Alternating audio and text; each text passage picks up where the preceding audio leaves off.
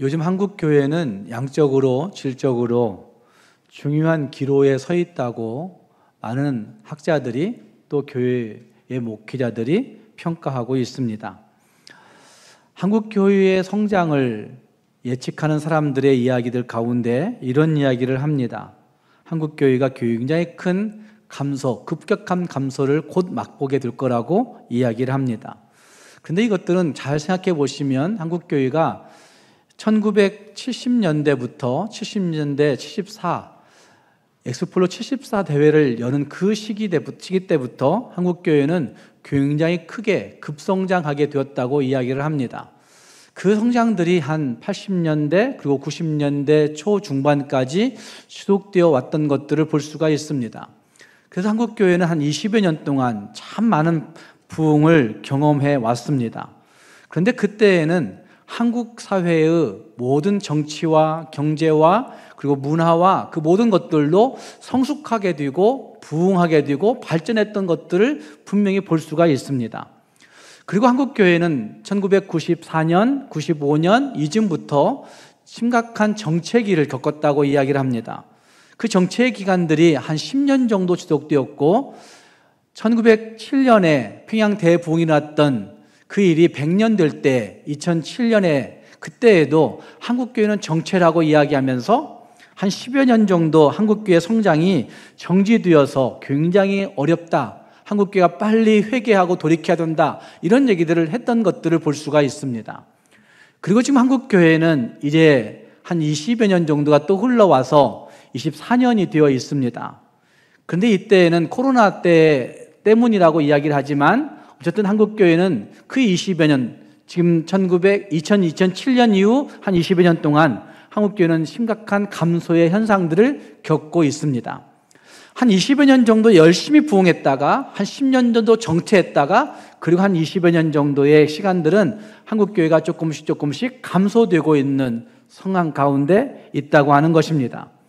근데 이 성장과 정체와 감소의 시기를 잘 살펴보시면 정치와 경제와 문화와 교육과 사회 전반도 이것과 똑같은 맥락을 같이 하여서 성장하고 정체하고 감소하는 일들이 벌어지고 있었다는 사실들을 부인할 수가 없다는 말입니다.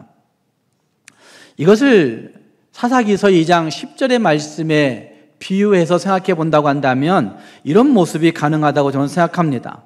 사사기 2장 10절 말씀에 이렇게 말씀합니다. 그 세대의 사람도 다 그 조상들에게로 돌아갔고, 그 세대의 사람이라고 얘기하고 있는 것은 여호수아 시대의 사람들을 얘기하고 있는 겁니다.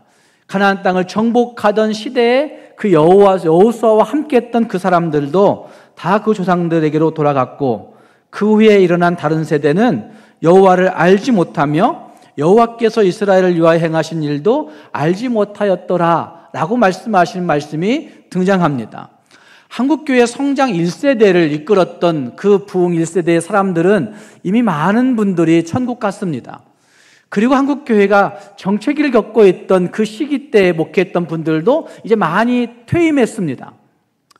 그리고 어쩌면 한국교회는 이제 제3세대의 사람들이 부흥 1세대 그리고 정체 2세대 그리고 제3세대의 사람들이 한국교회에 지금 남아있는 것인데 제3세대의 사람들은 사사기 2장 10절 말씀에서 얘기하고 있는 것처럼 그 후에 일어난 다른 세대는 여호와를 알지 못하였고 뿐만 아니라 하나님께서 행하신 일들도 알지 못하였더라 라고 말씀하고 있는 그 말씀에 비교한다고 한다면 어쩌면 한국교회에 남아있는 이 제3세대의 젊은 층들은 하나님이 행하신 일도 알지 못할 뿐만 아니라 하나님에 대해서도 별로 궁금하지 아니한, 하나님에 대해서도 별로 마음 두지 아니한 세대가 되어버린 것이 아닌가라는 생각을 해볼 수가 있다는 말입니다.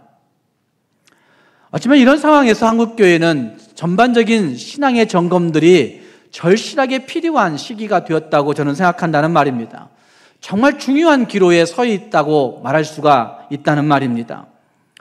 요한계시록 2장과 3장의 말씀은 교회의 머리가 되시는 그 예수님께서 당시 소아시아에 있던 7교회를 향해 편지를 주신 내용들이 요한계시록 2장과 3장에 등장하고 있습니다.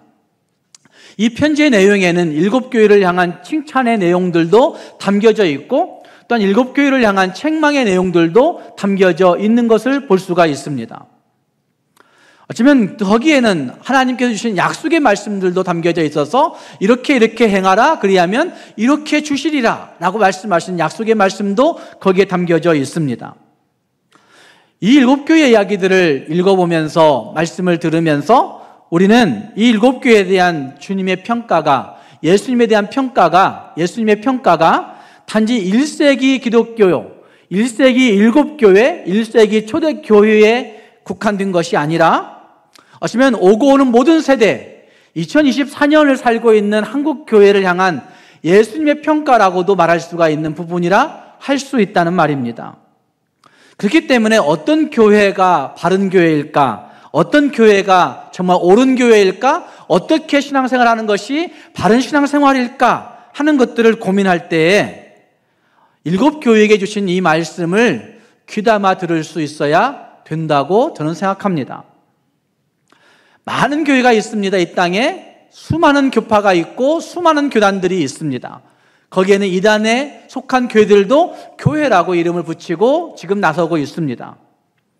그런 많은 교회가 있는 이 상황 가운데서 과연 어떤 교회가 바른 교회일까? 어떻게 믿는 것이 바른 신앙일까? 어떻게 신앙생활을 하는 것이 바른 신앙적 삶일까? 하는 것들을 고민할 때에 이 요한계시록 2장과 3장에서 이야기하고 있는 7교회를 향한 예수님의 평가와 말씀들, 이거를 귀담아 들을 수 있어야 된다는 말입니다. 오늘 함께 읽은 말씀 가운데 보시면 이 7교회를 향한 예수님의 말씀 가운데 첫 번째 교회, 에베소 교회를 향한 우리 주님의 칭찬과 책망 그리고 평가가 거기에 담겨져 있습니다. 그 편지를 한마디로 요약해 본다면, 한 구절로 요약해 본다면 저는 이렇게 요약할 수 있다고 생각합니다. 그러므로 생각하여 회개하고 처음 행위를 가지라. 그러므로 생각하여 회개하고 그 처음 행위를 가지라 라고 말씀이 이 요한계시록 2장의 초반부에 에베소 교회를 향한 말씀 가운데 한 구절로 요약할 수 있는 말씀이라고 할 수 있다는 말입니다. 다시 생각할 때 회개할 수 있습니다. 다시 생각할 때 처음 행위를 가질 수가 있습니다.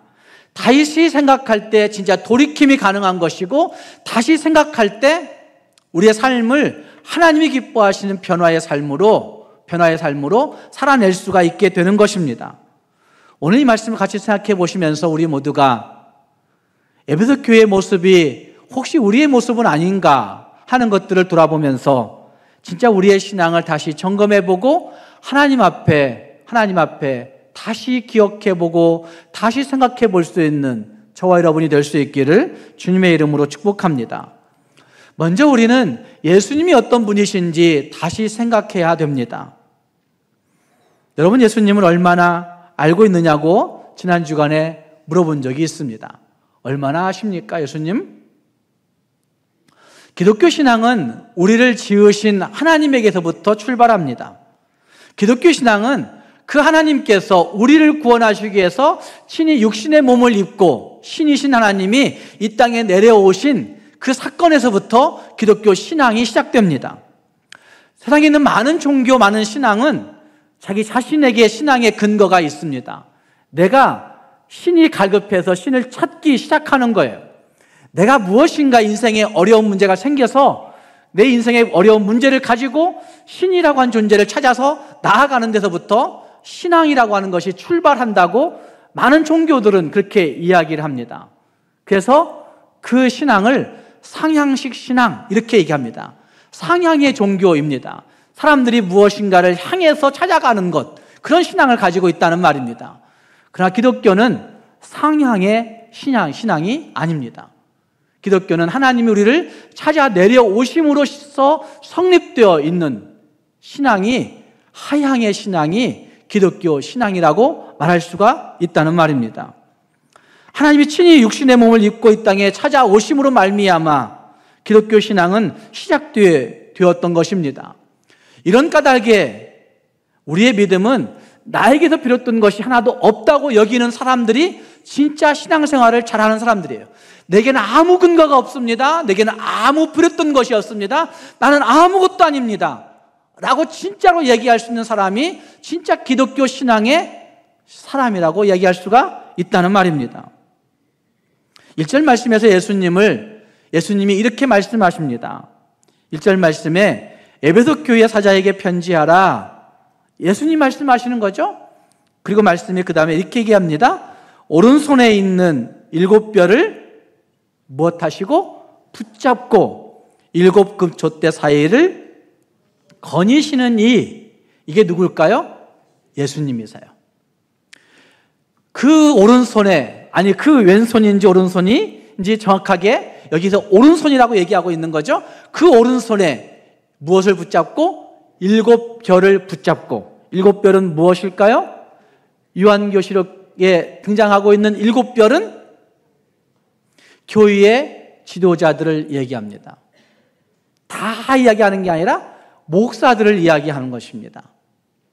교회의 지도자로 하나님께서 교회에 세우신 그 목사들, 말씀을 선포하라고 증거해 세우신 그 목사들을 이야기하는 거예요. 7뼈를 붙잡고 7 금촛대 사이를 거니신다 이게요. 금촛대는 무엇일까요? 교회를 이야기하는 겁니다. 교회를. 예수님께서는 교회 지도자들을 또 붙잡고 계실 뿐만 아니라 교회를 붙잡고 계시는 것이죠. 그리고 그 교회들 사이를 거니시고 그 교회들을 다스리시는 분이시라고 분명히 말씀하고 있습니다. 여기에 사용되어진 붙잡다라고 하는 단어는 단순히 그냥 잡고 있는 정도의 이야기를 하고 있는 것이 아닙니다. 요동칠 수 없도록, 요동할 수 없도록, 빼앗기지 않도록 강력하게 붙잡고 있는 붙잡음. 우리의 붙잡음은 무엇인가에서 외부의 힘이 가해지면 놓칠 수 있는 가능성들이 우리에게는 많이 있지만, 그러나 예수님이 붙잡고 있는 그 붙잡음은 그 어떤 세상의 조건에도, 그 어떤 압력에도, 어떤 것에서도 놓지 아니하시는, 결코 놓지 아니하시는 붙잡음이라는 사실을 표현하면서 예수님께서 교회의 지도자들을 붙잡고 있다고 말씀하신 말씀이 거기에 등장하고 있다는 말입니다. 예수님이 움켜쥔 그것들을 빼앗을 수가 없습니다. 그분 예수 그리스도가 붙잡은 것을 놓게 할 수가 없습니다. 그분 예수님이 교회를 강력하게 붙들고 계시기 때문에 교회는 결코 이 땅에서 망할 수가 없습니다. 로마서 8장 35절 말씀에 이렇게 말씀하지 않습니까? 누가 우리를 그리스도의 사랑에서 끊으리요? 환난이나 곤고나 핍박이나 기근이나 적신이나 위험이나 칼이랴 라고 말씀하고 있는 그 7가지의 여러 가지 세상적 조건들을 이야기하고 있습니다. 환난, 곤고, 핍박, 기근, 적신, 위험, 칼 7가지를 이야기하고 있는데 이 7가지의 이야기들은 세상에서 우리가 경험할 수 있는 다양한 압박들, 권력들, 힘들, 세상에서 말할 수 있는 다양한 우리의 시험과 환난의 일들을 다 표현하면서 이 7가지를 이야기하고 있는 것이죠.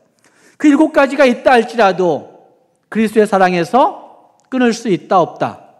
없다고 말씀하고 있는 겁니다. 그러면서 39절 말씀은 이렇게 말씀하지 않습니까? 다른 아무 피조물이라도 하나님의 사랑에서 우리를 끊어놓을 수 없다고, 끊을 수 없다고 그렇게 말씀하고 있는 것입니다. 뿐만 아니라 2절 말씀에 이런 말씀이 등장하지 않습니까? 내가 너의 행위와 수고, 인내를 안다고 말씀하신 말씀이 거기에 등장하고 있습니다.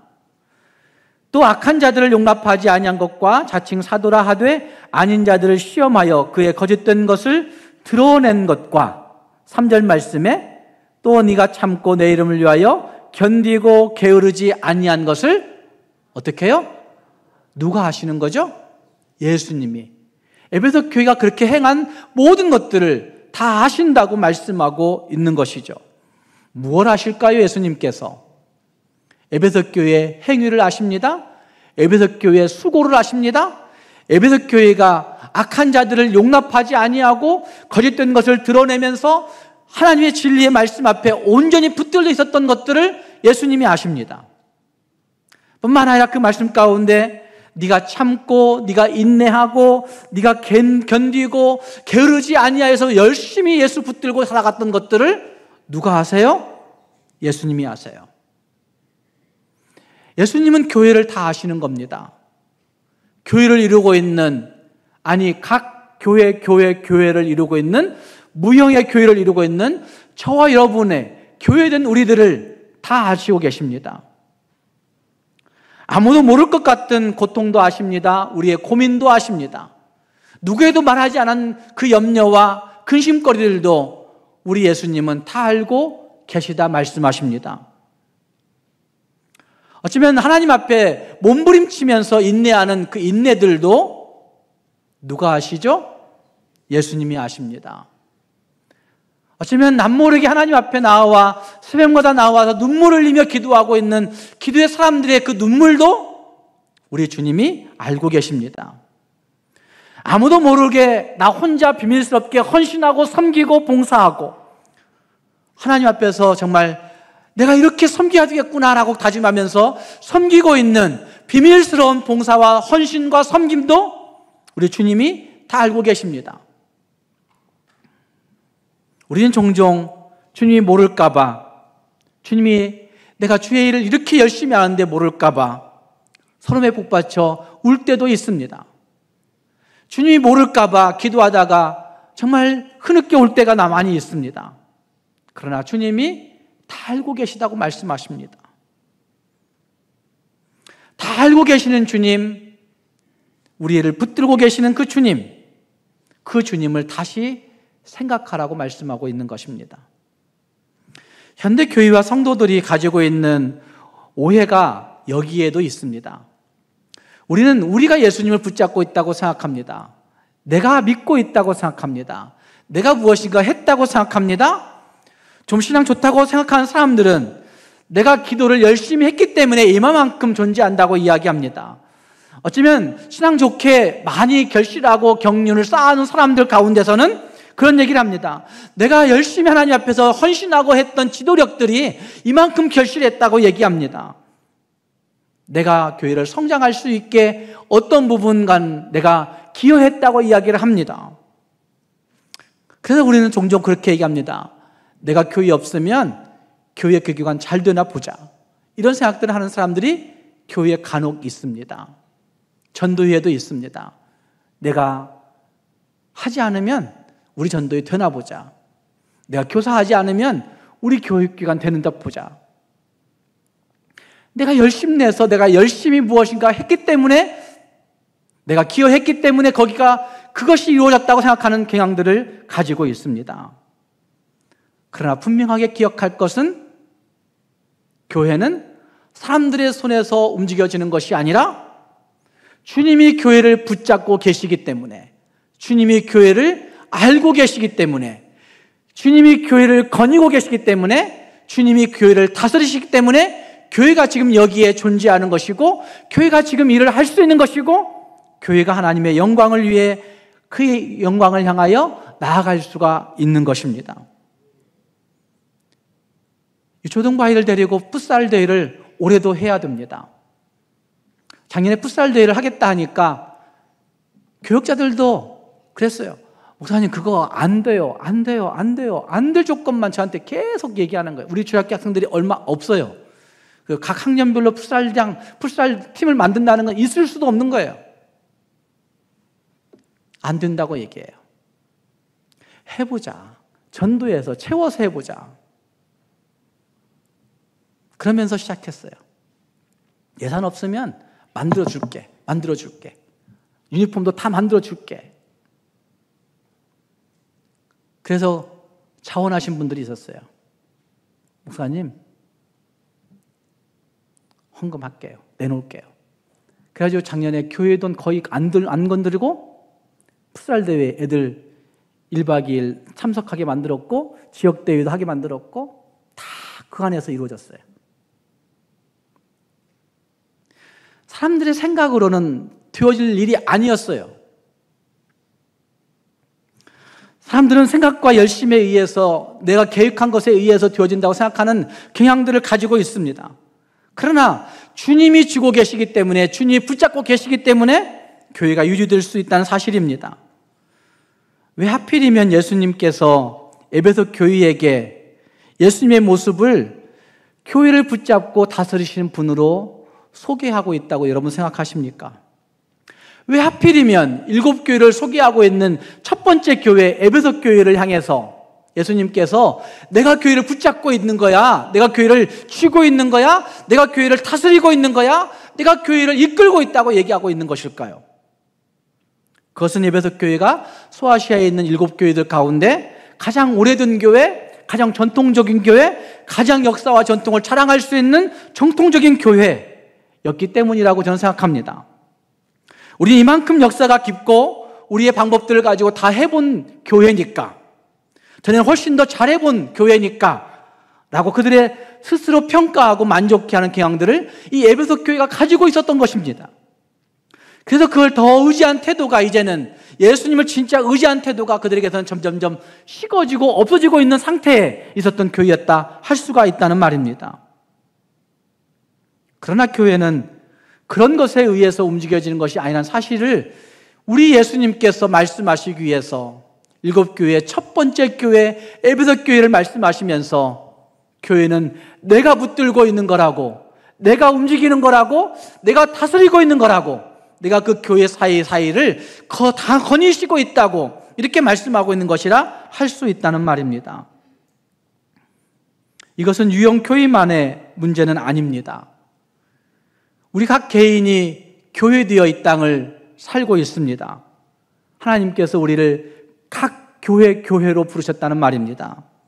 그래서 그 교회가 모여서 이 땅에 유형의 교회를 이루고 살고 있고, 각 개인의 교회가 할 수 없는 일들을 유형의 교회가 함께 모여서 함께 복음의 역사를 위해 일하고 있는 것이 유형의 교회의 역할이라고 할 수가 있는 것이죠.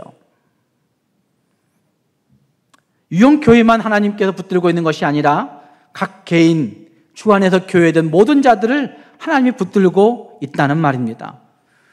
그 누구도 침해할 수 없도록, 그 누구도 건들 수 없도록, 그 누구도 넘볼 수 없도록 우리 주님이 오늘 교회된 나를 붙들고 있다고 여러분 확신하십니까? 내가 예수님이 나를 붙들고 있기 때문에 결코 나는 넘어질 수 없다고 확신하십니까? 시편 37편 24절 말씀에 이런 말씀이 있지 않습니까? 저는 넘어지나 아주 엎드러지지 아니함은 여호와께서 그의 손으로 붙드심이로다 라고 말씀하시는 그 말씀처럼 각 개인, 교회된 우리 모두가 넘어질 일들이 너무나 많습니다. 실패할 일들도 있습니다. 좌절할 일들도 많습니다. 그러나 아주 엎드러지지 아니하는 이유가 있는데, 그 이유는 주께서 우리를 손으로 붙드심이라고 말씀합니다. 종종 우리는 하소연합니다. 하나님, 왜 나만 겪는 고난을 이렇게 길게 주시느냐고.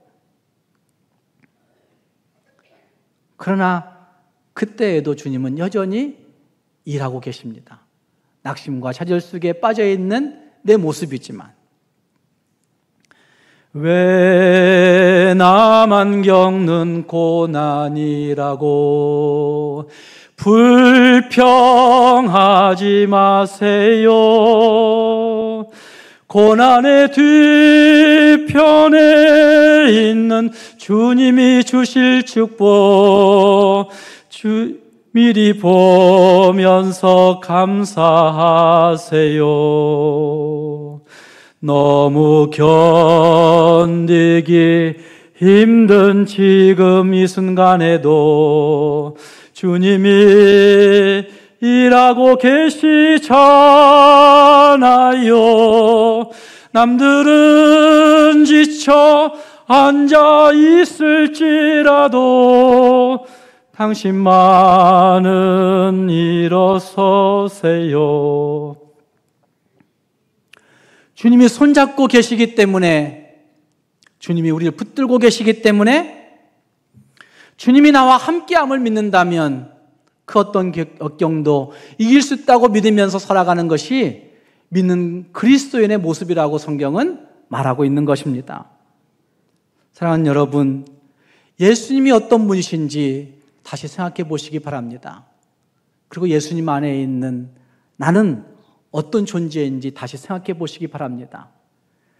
우리 각 개인이, 우리 각 교회가, 우리 각 가정이 지금 누구의 손에 붙들려 있는지, 누구의 손에 붙들려 이 땅을 살고 있는지 다시 한번 기억해 보면서, 생각해 보면서 우리 평생 주의 손에 붙들려 살아갈 수 있는, 주의 손에 의지하여 살아갈 수 있는 우리 모두가 될 수 있기를 주님의 이름으로 축복합니다.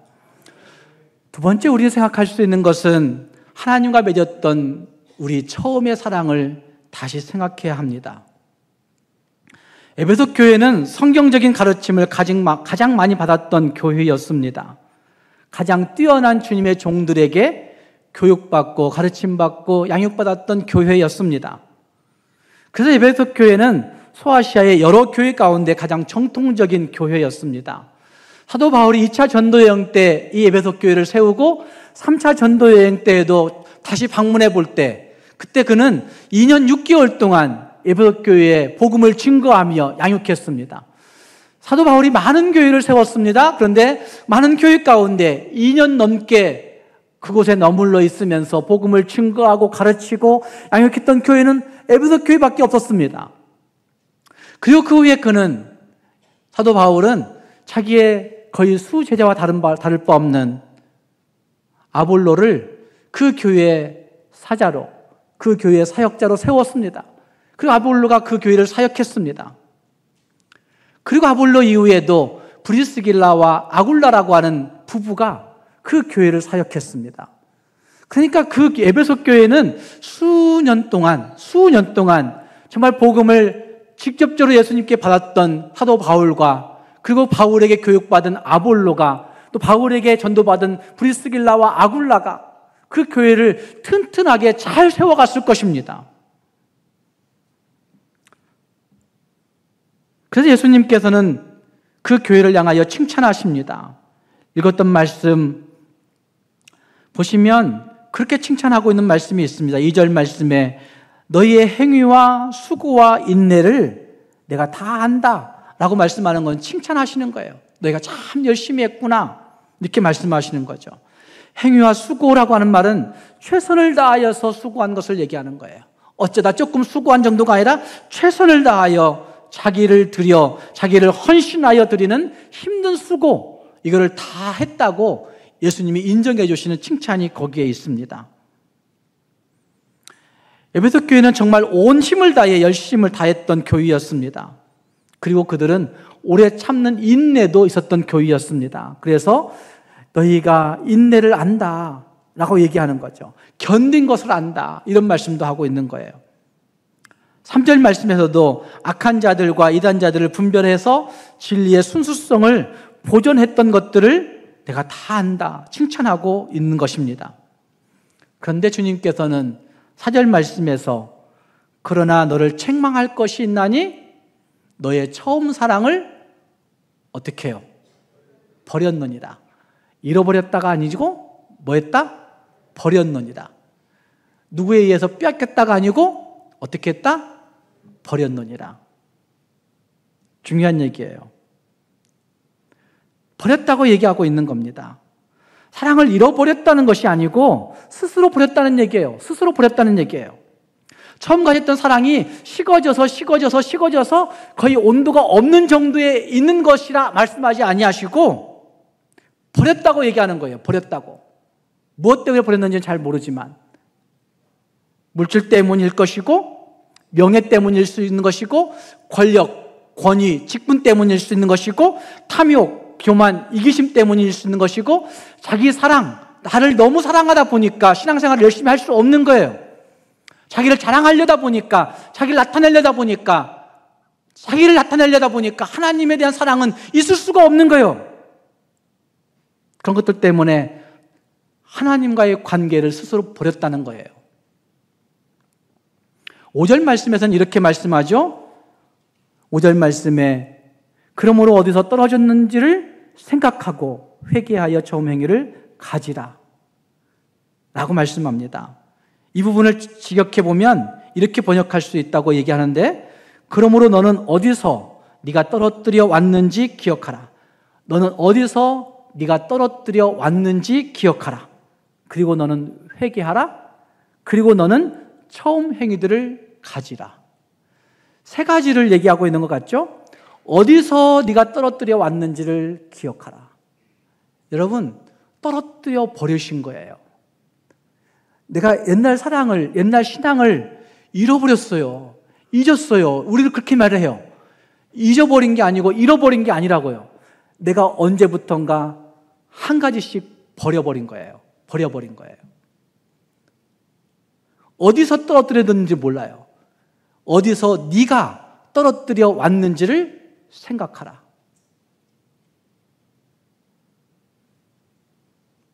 열심히 하다가 어떤 때는 자녀들 키우다 보니까 그것 때문에 어떤 부분을 떨어뜨려 버렸어요. 열심히 하다가 직업 가지고 열심히 직장일 하다 보니까 그 직장일 때문에 어느 날 예배를 까먹게 되고 하나님께 드려야 될 헌금을 까먹게 되고 그 부분부터 떨어뜨려 버리는 거예요.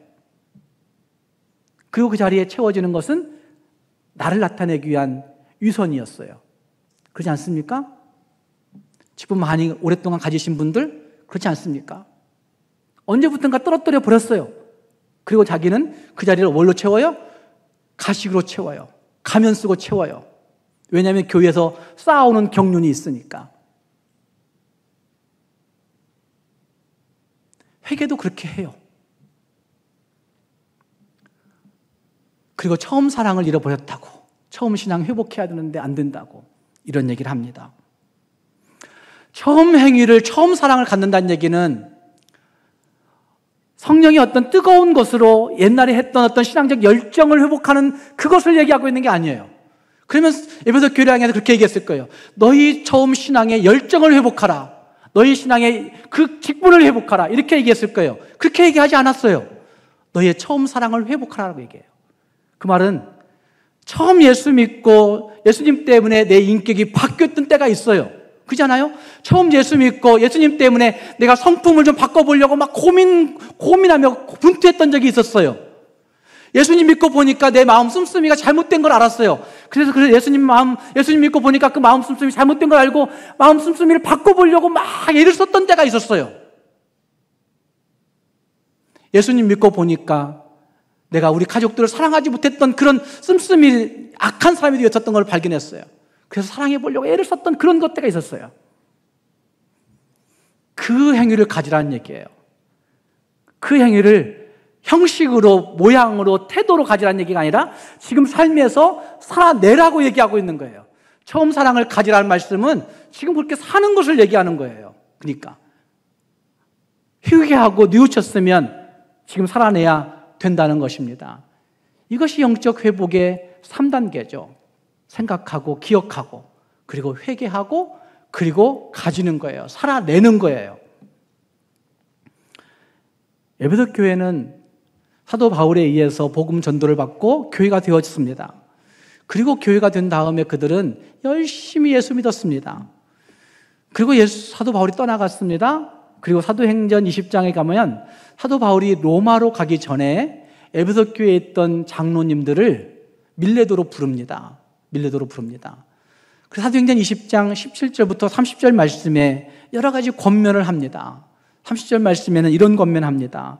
사랑으로, 내가 너희를 사랑으로 훈계하였던 것을 기억해라. 내가 눈물로 너희를 교육했던 것들을 기억하라고, 그렇게 기억하라는 말씀을 주십니다. 사도 바울이 맨 처음 복음 증거했던 그 에베소의 초창기 교회 세웠던 그때부터 사도행전 20장의 시간까지는 한 20년 정도가 흘렀을 거라고 생각합니다. 20년 후에 중간 점검하고 있는 거예요. 그 장로들 불러다가 사랑을 기억하라. 내가 가르쳤던 그 말씀의 훈계를 기억하라. 그리고 지금 요한계시록 2장에서 하나님께서 사도 요한을 통해서 다시 에베소 교회에게 무엇하라고 얘기해요? 기억하라고 얘기하고 있어요. 사도행전 20장의 기록에서부터 요한계시록 2장의 기록까지는 한 20년에서 30년 사이가 흘렀을 것이라고 생각합니다. 20년 그리고 20년 정도의 시간이 떠오른 거예요. 그런데 또다시 똑같이 무엇하라고 얘기해요? 기억하라고 얘기하고 있는 겁니다. 기억하라고. 그리고 그 후에 지금 에베소 교회는 어떤 모습일까요? 지금 에베소 교회는 흔적이 없습니다. 뼈대만 남았습니다. 무엇하지 않았기 때문에 뼈대만 남았을까요? 기억하지 않았기 때문에. 중간 점검 때 기억하라 했고, 그리고 요한계시록에서 또다시 기억하라 했는데 기억하지 않아서 지금 에베소 교회는 소아시아를 방문한 사람들이 다 얘기하죠. 뼈대만 남았다고 이야기하는 겁니다. 사랑하는 여러분, 어디서부터 떨어뜨렸는지를 기억하셔야 돼요. 생각하셔야 돼요. 어디서부터 내가 스스로 하나씩 한 가지씩 버렸는지를 기억하셔야 돼요. 한국교회가 20년의 성장기를 겪었습니다. 정체기와 감소기를 지금 지나가고 있습니다. 기억하라고 권면한 말씀을 듣지 아니하면 한국교회 앞으로 20년 뒤에는 한국교회가 없을 수도 있습니다. 뼈대만 남아 있을 수 있다는 말입니다. 사랑하는 여러분, 주의 말씀을 다시 기억해야 됩니다. 다시 생각해야만 하는 시점에 지금 우리가 와 있습니다. 교회가 된 우리 각 개인들의 믿음을 점검해야만 하는 중요한 시기에 지금 우리가 서 있다는 말입니다. 한국 교회가, 우리 교회가 진짜 주의 말씀이 요구하고 있는 교회의 본질을 진짜 추구하고 그 본질을 가지고 간직하고 세상을 향해서 달려나아가야 하는 중요한 시기에 와 있다는 말입니다. 사랑하는 여러분, 지금 그 주님께서 우리를 향하여 묻고 계십니다. 여러분은 어디서 떨어뜨려 버렸는지를 묻고 계십니다. 지금 우리에게 묻고 계십니다. 여러분의 가슴 속에 예수님과의 그 처음 사랑, 처음 행위를 간직하고 있는지 묻고 계십니다. 얼마나 많이 봉사했느냐? 얼마나 많이 경륜 가지고 있느냐? 얼마나 많이 업적 남겼느냐? 얼마나 많이 직분 가지고 있느냐를 묻고 있는 것이 아니라, 얼마나 많이 교리적으로 바른가를 묻고 있는 것이 아니라, 얼마나 예수 그리스도의 이름으로 살아내려고 몸부림치고 있느냐? 지금 그렇게 살고 있느냐? 이거를 우리에게 묻고 있다는 말입니다. 사랑하는 성도 여러분, 다시 한번 생각해 보시기 바랍니다. 하나님과의 나의 첫 관계의 그 첫사랑은 어디에 있는가? 하나님과의 관계 속에서 잃어버렸던 것들이 언제 떨어뜨려 버려 왔는지 다시 기억하여서 주님의 사랑으로 온전히 회복하여서 하나님이 기뻐하시는 그 은혜와 능력을 세상 속에 선포하고 증거하며 살아갈 수 있는 우리 모두가 될 수 있기를 주님의 이름으로 축복합니다. 기도하겠습니다.